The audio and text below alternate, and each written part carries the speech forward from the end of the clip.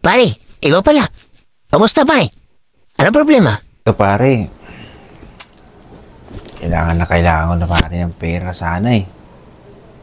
Baka, baka naman may extra ka dyan. Magkano ba kailangan mo pare? Mga 1,000 lang sana pare. Panggastos ko lang ngayong linggo. Promise sa susunod na linggo, babalik ko ulit sa'yo. Pangako yan. Sige pare. Meron pa naman ako dito pera, extra. Papairam ko muna sa'yo. Pero, ibabalik mo rin sa susunod na linggo kasi meron din akong babayaran sa susunod na linggo. Kailanganin ko rin yun. Okay? Talaga pre, pairamin mo ako. Maraming salamat pre ha. Paano na lang kung wala ka? Maraming salamat talaga pre ha. Promise, sa susunod na linggo, babayaran ko agad sa'yo ha. Sige pre, walang problema yan. Basta, ako mo sa akin, babayaran mo sa susunod na linggo ha. Kasi kailangan ko rin ng pera yun ha. Sige, papayaran ko sa inyo itong pera na to. Kasi extra pa naman ako. Pero babayaran mo nito sa susunod na linggo. Oh, pare. Di ba ngayon yung araw na dapat babayaran mo ko? Baka yung pinibayaran mo na ako ngayon kasi kailangan ko yung pera. Babayad ko lang sana.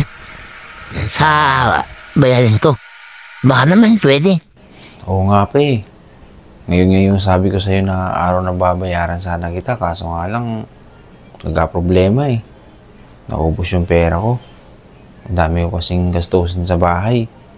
Kaya wala nang natira sa sinahod ko. Pasensya ka na pre ha. Sa susunod na linggo pre. Promise, babayaran ko na yun.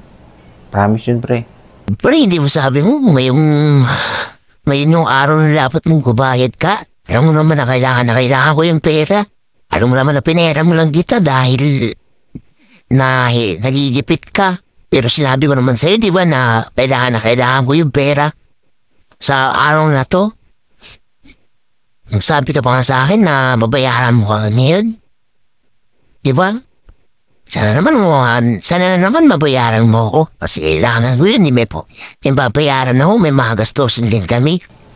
Pasensya na talaga pre, wala talaga ako ngayon eh. Promise pre, sa susunod na linggo na lang talaga. Promise ko na yan, mababayaran na kita pre. Promise, sa susunod na lang talaga. Pagbigyan mo pa ako 1 linggo pre. Anong ba pre? Sige pre. Pero sana sa susunod na linggo, mabayaran mo na ako kasi may babayaran din talaga ako. Sana sure na yun pare sa susunod na linggo ha. Sige. Hello pre? Tatanong ko sana kung mababayaran mo ngayon kasi sinisingil ako doon sa pinagkakautangan ko. Baka naman pwede bayaran mo na ako ngayon kasi babayad ko sa kanya. Ano? Wala ka pa rin pera na yun? Pero ngayon yun sabi mo, di ba pre, pinagbigyan na kita na